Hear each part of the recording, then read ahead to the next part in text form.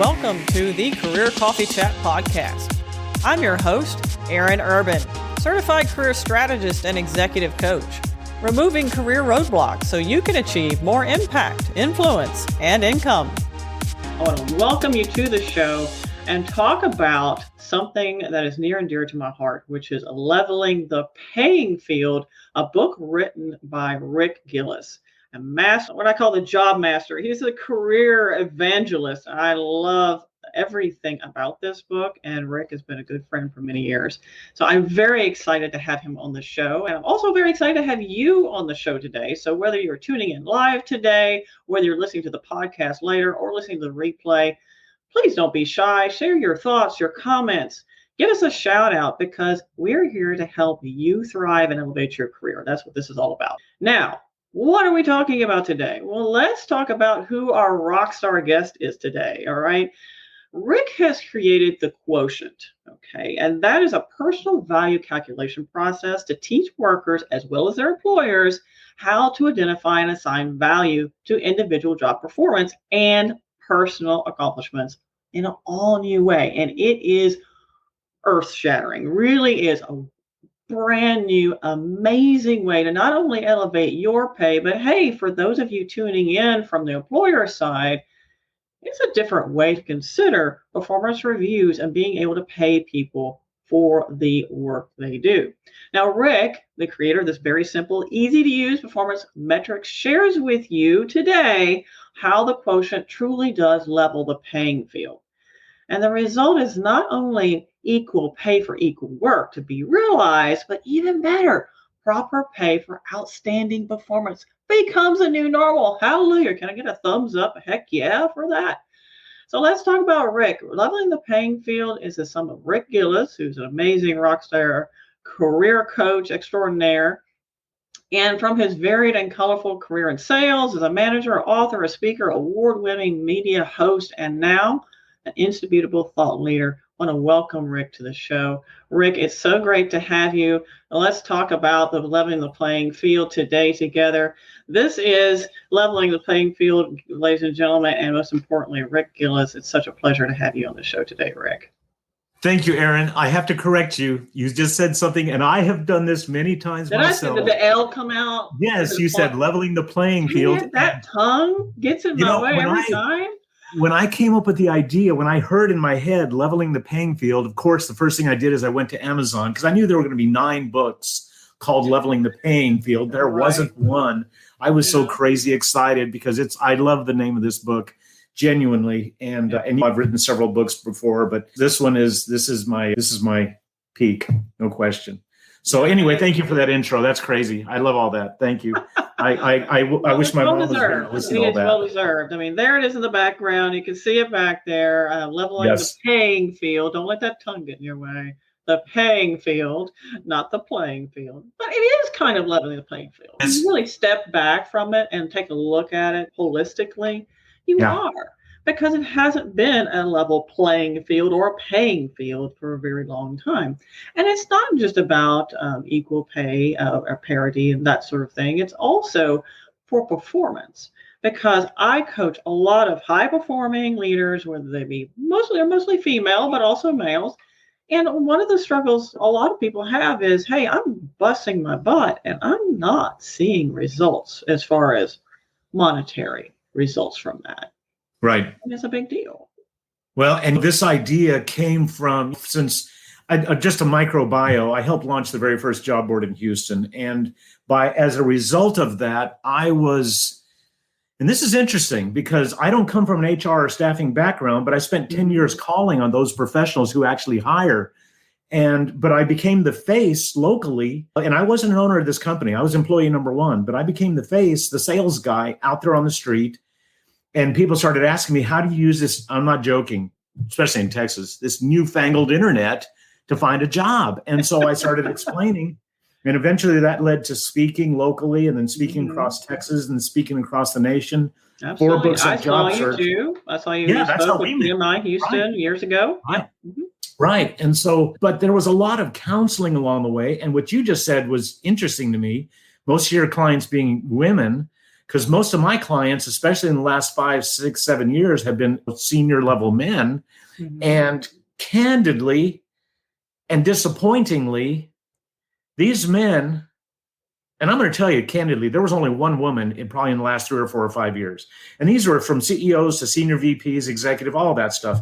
Right. They could tell me what they had done, the mechanics of what they had done, but they would tell me where they got to a point they could say their idea of accomplishment was they brought this project in on time and on budget, or on time or under budget. And I'm like, that's not an accomplishment. That's what you were supposed to be doing. Now, and so I started coming up with these different workarounds that, because they were long separated from their company, they didn't have access to accounting. And I started coming up with these workarounds. I'd say, we know the value of this. We know the value of this. We can insert this. Be defensible. Be conservative. Don't ever, if you save somebody $1 billion, you better be able to prove it on paper. If you save the company $1 million at that level, well, maybe you don't have to defend it so deeply. Depending on the company, right? Depending on the position. Yeah, depending on the position specifically. But that's what led to this whole quotient idea. And what the quotient is about, and this is another thing, Aaron, this was a God wink. I don't even know how I came up with it. I was literally riding my bicycle, and I'd been beating my head to pieces because I knew there was something there and I couldn't quite get it out. I was riding my bike one Sunday morning, and then it happened. I heard it. I saw the whole thing, and I saw the book. I saw everything. The quotient is this. I am going to take, and this is the hardest part of the whole thing, and it's not difficult, but it's something that takes a little effort. And this is why I wrote the whole book about this. You have to determine the value of your contribution to your employer.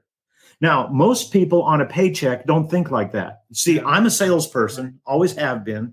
And I know that if I don't sell something this month, I don't have a job next month. If I don't have a commission, if I'm not selling something, I don't have commission coming in, et cetera. But somebody who gets a paycheck, whether that's hourly or salaried, doesn't think like that. And it's what I call the accomplishment mindset. And everybody who gets paid should be thinking about what they're delivering in value.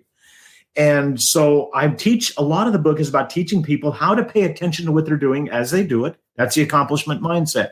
Mm-hmm. Now, if throughout the year you can calculate that you saved $3,000 here and $12,000 there, and you made the company $17,000, and you add all these up, and then at the end of the year, you divide that by your base pay.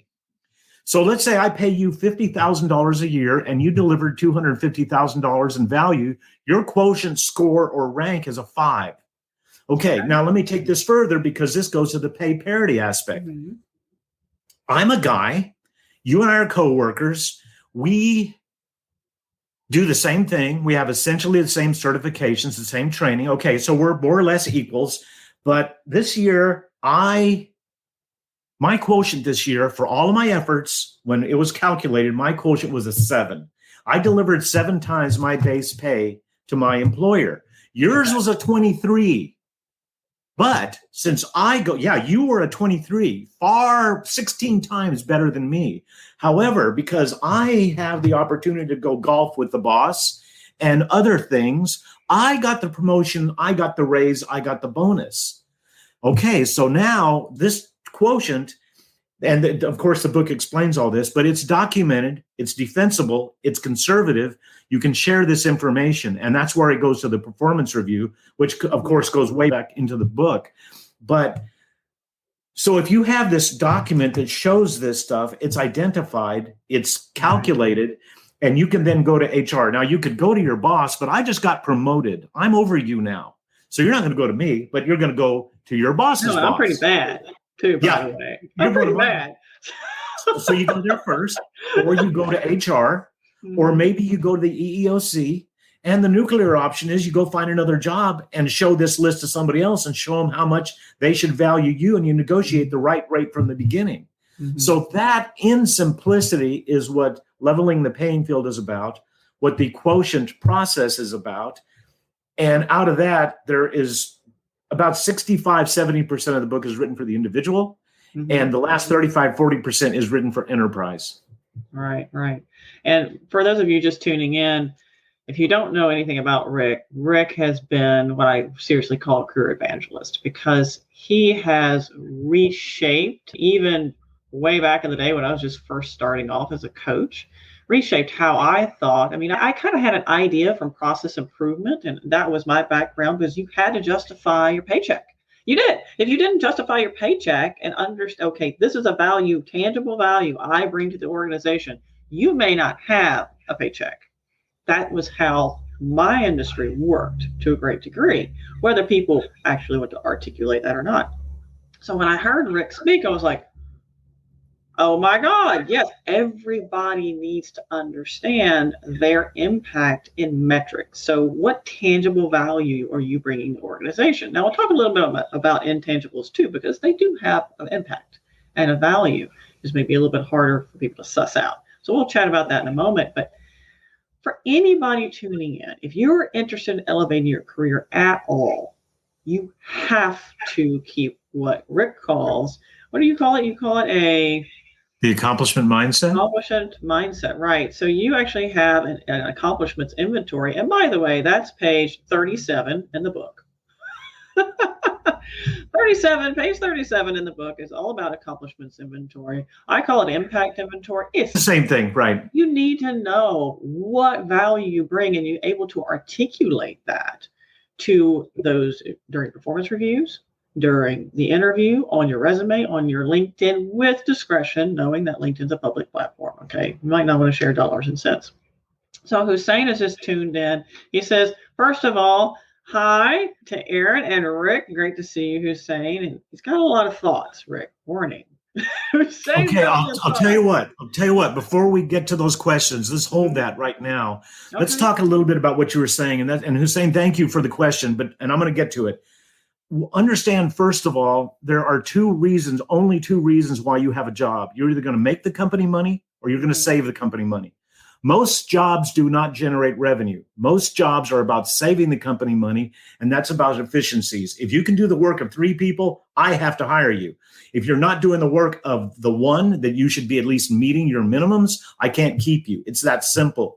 So that accomplishment inventory, that came from working with clients. And I'll tell you what, Aaron, and I think I even sent some clients your way, because if people would not do my mandatory accomplishment inventory, it was not negotiable. I would tell them, you're going to give me a list of your top, it depends on the level of the position you're seeking, but a C-suite senior VP, I would say I need 15 to 18 professional best accomplishments.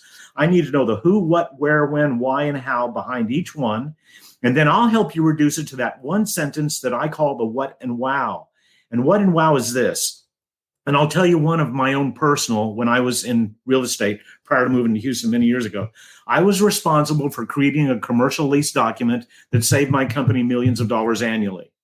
Okay, if I was interviewing for a real estate job, they would say, the what is commercial lease document, and the wow is save the company millions of dollars. Because they're going to say, wow. That's why I call it the what and wow. Mm-hmm. Wow, how did you do that? And when somebody says, how did you do that? What they're really asking is, can you do that for me? If you can do that for me and guide that direction, that discussion in there, and say, and when I required my clients to write this up, they are now, when you have written up 12, 15 accomplishments with the who, what, where, when, why, and how, now you're ready to write a resume. And more importantly, now you are prepped for the interview. I don't care what they ask you. Tell me about a time you were working with a team and somebody fell out of the team, and how did you pick up the slack, and what was the net result of that slack in there? How did you pick up, and how did the rest of the team operate? Boom, boom. Well, you don't even have to break eye contact. You're not going to do this. You're going to go right to it and answer the question, because I have prepped you for that. And that's why I have 6 CEOs under my belt from this stuff. But candidly, most people didn't want to do that. And I would say, thank you. I wish you the best. I'll see you later. And I know you took some of them and you have a different process. So you didn't beat them up, because I'm really genuinely no nonsense. I was nicer. So I extracted the information just in a different way. Yeah, I squarely hit him in the face. But anyway. You're like, you do this now or else. And I have a different approach. But it's the same thing. It's the same. It gets to the same place. It's the same thing. Because I have, in order to, and just a real quick overview, in order for you to stand out, there's a very competitive job market right now. In order for you to stand out, don't expect your bullet point list of roles and responsibilities to do squat. Okay, it's no, responsibilities don't get it. That's what you're supposed to be doing. You need to be able to talk about your impact. Now, sometimes that's not necessarily something you can quantify, but we need to be able to speak to that. And that's what I do. I work with people to help understand the impact of their career contributions. Let me tell you what, though, Aaron. I want to counter something you just said. In fact, everybody can quantify their value. And that's what a lot of the book is about, because like I said, it may be just that I'm efficient enough and so good at what I do and so knowledgeable, I can do the work of 3 people. That alone is quantification. So you're generating 3 times. If I had to pay the salaries for 3 people to do what you can do, true story. I knew a woman in Dallas who created a company, and her board eventually kicked her out. And this was after about 10, 15, 12 years, whatever. I remember exactly how long. When they got rid of her, they realized it took them 12 people to replace her. And that's not uncommon when you get to that C-suite, that senior level, right, and you go, oh, did we blow it here? Anyway, now, so let's get back to Hussein's question, if you want. Yeah, so he had a question. I mean, it's really around performance measuring is a mandatory. So to read this for those people who are tuning in later to maybe the auditory podcast, Quotient is a great performance measure, but is it mandatory for all companies?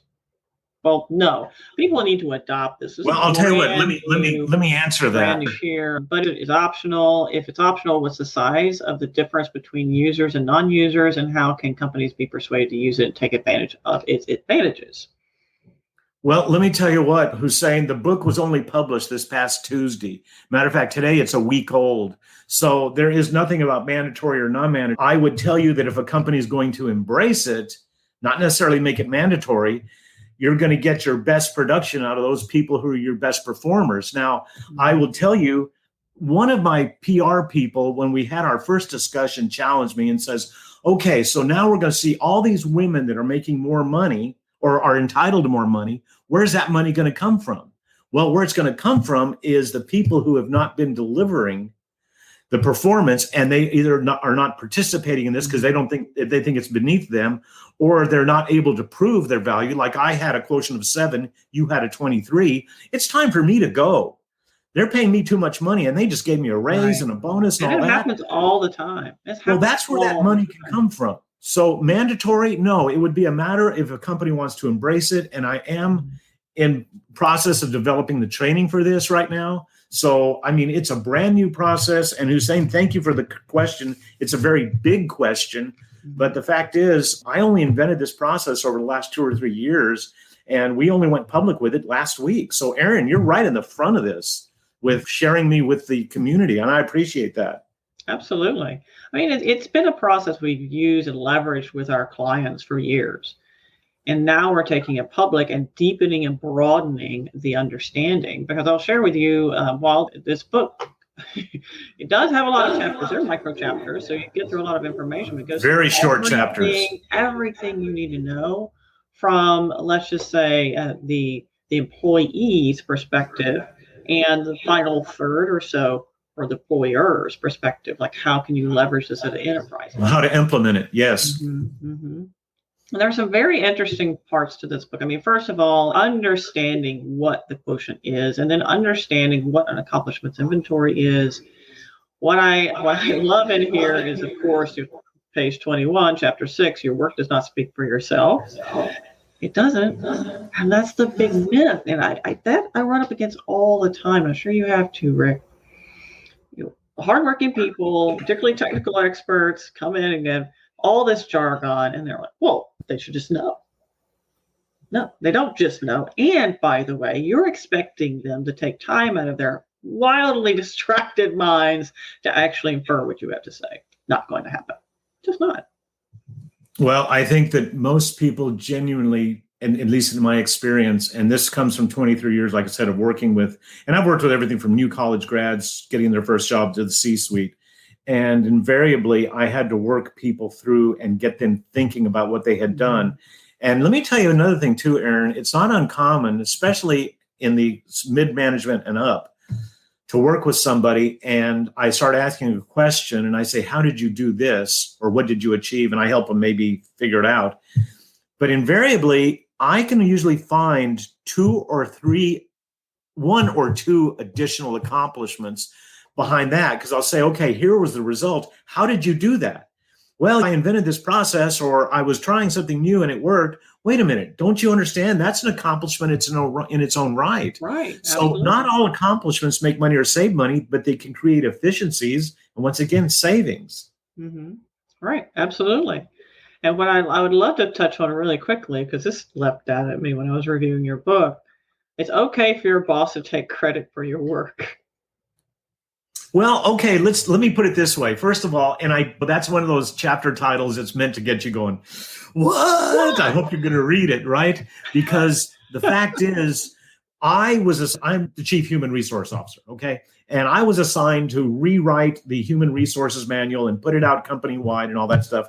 We're a company of 5,000, 6,000 people, whatever. Okay, so we've been working on this thing for 6, 7, 8 months, a year, whatever, and it comes out. So I report to the C-suite, and we have our monthly meeting or quarterly or whatever, and they say, Rick, how's that manual coming? And I say, I'm finished. I got it done. You didn't hear me say my team and I. You heard me say I have completed it. Right. Now, we were talking a little bit just before, and I say this in the book, there are no scrolling credits at the end of my presentation that says, Bill and Lakeisha and Freddie and everybody else was involved. And there goes scrolling credits, speaking of. Right. But the thing is, you have to take it upon yourself to say, I was instrumental in the team that helped create and write the new human resources manual that our boss presented to management and was successfully received or something. Right. And listen, there could have been, let's say there were 5 people in there. So let's just, for easy, we'll say 20%. Everybody contributed 20% to the rewrite. That's a lot, but you don't sell the team. You only sell yourself. Don't ever say we in job interviews or in presenting an accomplishment. You say I. And let me tell you something, Aaron, and this, I know you'll appreciate this.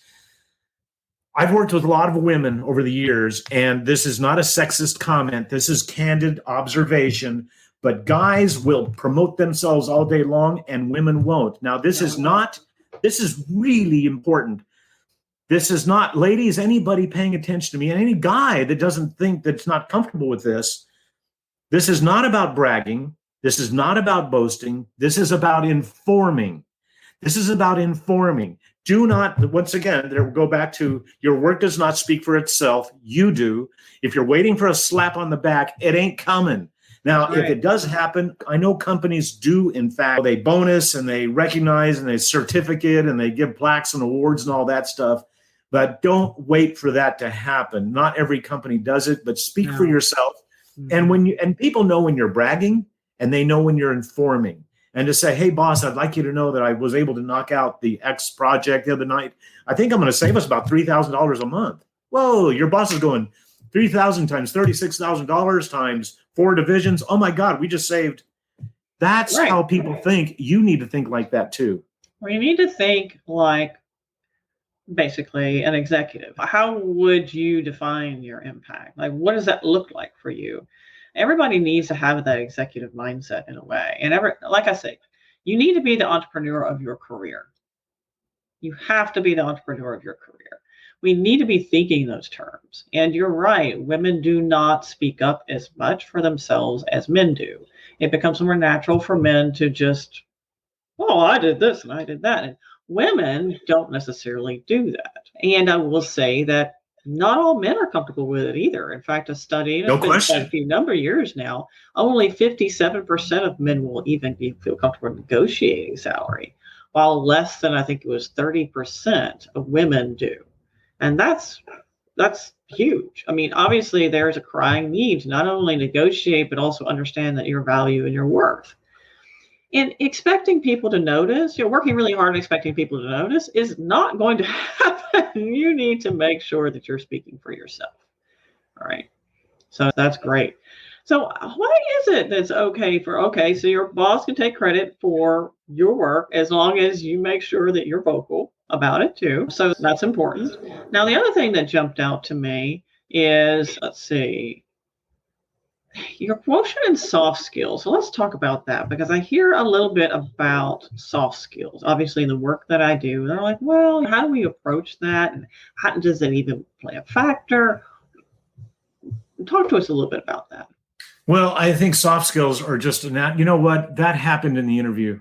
That happened in the first interview. And did you put it across? And were you genuine? Were you candid? But really the quotient is about hard calculation, about delivery of contribution. It's specifically the value of your contribution to your employer. You know what? Let me talk about that a little bit, because there's 3 different quotient levels, and this is really important. First, there's a Q equal 1. Now, a Q equal 1 is what you're supposed to be doing, and that's how you keep your job. In other words, you're delivering the minimum required to keep your job. A quotient, and every company needs lots of Q equal 1s, which are people that are delivery, truck drivers, accounts payable, stuff like that. However, no company can survive if we don't have a bunch of Q greater than 1s, which means they're having big wins. I mean, if you go through the book, I think one of my biggest wins, and I won't tell the story, but I will say he was a banker here in Houston that I knew. His quotient was like 27,000. In other words, he delivered 27,000 times more than his annual salary. And to give you an idea what happened, it was during the FDIC many years ago, the late 90s, late 90s, 2000s, when they were closing down banks all over the nation, when the whole recession happened. And he came up with an idea he did not know this, but his bank was on the chopping block, and the CEO had not told him, had not shared it with the rest of the office. He walked into a meeting one Monday morning and said, I have a new idea for a new product. And he was chief of marketing. And they said, go with it. And he rolled it out and was singularly successful at saving the bank because of the revenue this new product generated. Now, he didn't know about it. He went to his boss later and said, you're kidding me. Why didn't you tell us? And the boss told him, if I'd have told you guys, you would have jumped like rats off a burning ship. He says, I didn't want to freak everybody out. And then when you started to pull it through, now this was a need to know thing. And he was not in a place to need to know, because the senior people, of course, knew this. But when you count, I mean, I forgot what the value was. His annual salary without bonus was about $56,000 at that time, as I recall. It might have been higher. But he saved a $3 billion bank. And so when you take that contribution, and I have it laid out there for you, it's in there. By the way, I have 14 Q studies in the book. Each Q study is a description of in detail of an individual I worked with and how we came up with. And I will tell you, Aaron, your story's in there. However, your name is not, because your name's in the acknowledgments in the back of the book, but your name is, so people will not necessarily know who it is, because I changed all the names. In fact, Q study number 13 is my story. I used the name Brad, which was my supervisor's name for me, and I don't mind sharing that with people, but that is my real estate story when I saved the company millions of dollars in legal fees, and I didn't get a bonus, I didn't get a raise, I didn't get a promotion out of that. I didn't even remember that I had done that until 10 years when I was on the phone working with a woman, a client, and all of a sudden it struck me. I'm telling her what to do, and I went, I did this. Oh my God. So I went to my whiteboard while I'm still on the phone, and I wrote down, I just put lease cover sheet, lease document, and I figured it out later. So I even used my own very conservative workaround to show how I saved the company between $1.5 million and $2.5 million a year.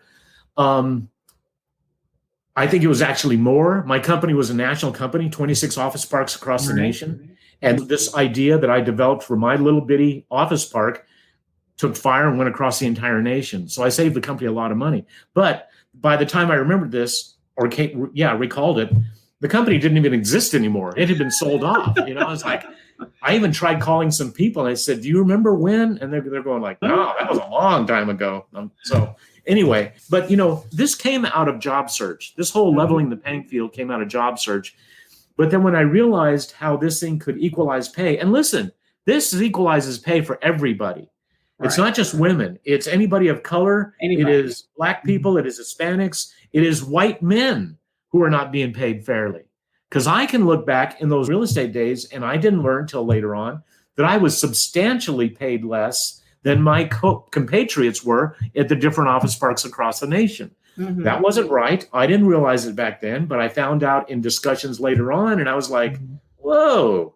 So there's a lot of men that are not receiving what they should be getting based on what they're delivering. Right. Anybody really. So if you're truly embracing DE&I, then this is a part of that. It's truly leveling the playing field. Well, and I'm all about that. DE&I is very important, and I don't care how aggressive we talk about it, it's action that's going to make a difference. Because, and I'm reading, and we're all reading all kinds of stuff about it, but I'm afraid to a large degree it's lip service as opposed to truly embracing. There's a lot of talent out there and they don't all look the same. Exactly. And what's frustrating to me, and just a quick on my soapbox right now, is like, what's fueling the Great Resignation? Well, quite frankly, it's not just because people don't want to go back into the workplace. It's not just burnout. It's also people being fed up. They're fed up. They really are. They're fed up with the lip service to EOE. They're fed up with the lip service to DE&I. They're fed up with not being paid equally. They're fed up with not getting their talent recognized. I mean, I don't know how many stories I hear of my clients who have a wild amount of talents and gifts. And even when they share, hey, this is what I want to do, this is where I want to evolve my career within the organization, they're shut down because their bosses. Well, there we go back. See, there we'll go back to leveling the playing field. This is all documented. It's all meant to be prepared and submitted at your annual performance review. But that doesn't mean you don't share it weekly, daily, monthly, whenever it's appropriate. If you have an accomplishment in your mind and you walk into the elevator and the senior vice president is there, that's 20, 30 seconds you may never get again. When that person says, how are you doing? And you say, great weather we're having, isn't it? You've just blown an enormous opportunity when you could have said, I'd like you to know about a little project I was working on. I think it's going to save about $3,000 a month across my department. Whoa, tell me more is genuine. And all of a sudden, what's your name again? Now they're going to remember you. And those opportunities do happen. And when they don't happen and you see an opportunity to insert yourself, it's informing. It's not bragging. It's not boasting. And if it is bragging and boasting, it'll be received as such. And that's a big old black mark against your face. All right. And for those of people who aren't comfortable with the difference, bragging and boasting, it's when you start extrapolating, like you're explaining like your involvement or the facts. You're really informing is just you're telling actual fact, like this happened. There's nothing wrong with that. And it just amazes me how many people aren't comfortable with it. Well, not just that, Aaron, but your supervisors, and especially if you get past your immediate supervisor and further up. And I always say you share your accomplishments with your boss and your boss's boss and her boss and his boss. Share them all the way up and down so that when your boss does leave for another opportunity or is terminated or whatever happens, your name comes up first. You may not be ready for it, but I'll tell you what, I don't think, what was the guy, who was the really famous, I can't think of his name, the CEO of GE all those years ago. Jack Welch? Yes, Jack Welch. He famously said that he knew he was not ready to be CEO the day he started. And I think this is the one where he said the first thing he did is got up that morning and puked and then went to work and set the world on fire. And we're still talking about him, but he said that he was just scared to death. Well, guess what? That's normal. That's okay. You can be scared to death. Use that energy to flow through and do wonderful things. That's right. And by the way, if you're wondering when to learn more about your accomplishments and when to share, that's page 60. Right. Yeah. I love it. This was 4 years. This book was 4 years in the writing altogether. Yeah, adding it up. It went through a lot of changes. Writing book. Yeah. Yeah. 4 years. Ladies and gentlemen, for those of you tuning in now and later, I can't say enough about how important this information is for your career development and most importantly, your salary development. So for those of you who aren't quite comfortable with articulating your accomplishments or your contributions or aren't sure how to do it or anything about that, get the book. Seriously. And it's available where is it available, Rick? Share with people. Well, there's a lot of places globally. Seriously, globally. Go to rickgillis.com. As soon as you land on the homepage there is an order book, and it will take you to all the different places. Obviously, the Amazons of the world, but there's Rakuten globally. It's available. There is Barnes & Noble, Books A Million, Target, Walmart. It's all over the place. It's available through them anyway. And rickgillis.com. All right, there it is, rickgillis.com. And there's some other information in there. And I would also ask people if they wanted to connect with me on LinkedIn to please do so. And I have just launched a Leveling the Playing Field LinkedIn group. So if anybody would like to come on there and participate, and I am the admin at this point. I'm going to add some other people along the way, but I do have to approve you coming in. So if anybody wants to come in to be malicious or tear things apart, I won't have that. There's going to be civil discussion. You can push against me all you want, challenge me all you want. If I don't have a good answer, I will appreciate that. I will love it. I will do better. But I'm not going to have anything. If it's not civil, I'm not going to keep people there. Yeah, absolutely. That's the same rules I have with my groups as well. So, Rick, is there anything I haven't asked you that you definitely want to share, that you want that gift to give to people from this book? What's the big message that I haven't asked you yet? Well, the quotient is, I'm going to repeat myself, I think, Aaron. The fact is, I want people to adopt this mindset of paying attention to what they do as they do it. I do recommend that they take, and this is crazy because I know how busy we all are, but I'm going to ask people at the end of the day to take 3 to 5 minutes and go to their email and just make some notes at the bottom of the day and say, or at the top of the day, 5 o'clock, 4 o'clock, whatever, and say, today here's the thing, accomplishments don't happen now. They start here and they grow over a period of time. So when you put something in your calendar and then you go back, and I do this regularly, go back 2 or 3 weeks, 2 or 3 months, you go back and I go, whoa, that's when Aaron and I started working together. And now we have achieved this. And that's really a cool thing to do. So you're not going to remember all the stuff you think you're going to remember. I mean, you have no idea what you had for lunch yesterday. What makes you think you're going to remember 3 months ago when you started X and delivered X, and the value is now coming apparent, but you can't track it? So I do have a piece in there about tracking your best accomplishments, and not just your best. Invariably, little things start this, and they grow into bigger and better things. And listen, if you save your department $300 a day, that can be a lot of money. Don't put yourself down because it wasn't 3,000 or 300,000 or $1 million or whatever. Little things lead to bigger things, and it's fair and it's okay. And especially if you're entry level, they brought you on because they saw value. Now you got to deliver it. That's right.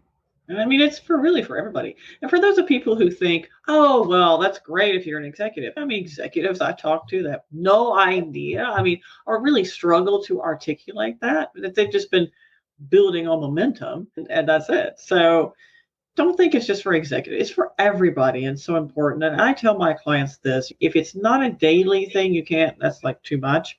Set a calendar notification every quarter to sit down and add to your accomplishments inventory or contributions. I think it needs to be more often than a quarter, though. Whatever you want to call it. More than a quarter? I think it needs to be 4 more often than a quarter. At least I would say once a week, but monthly at maximum.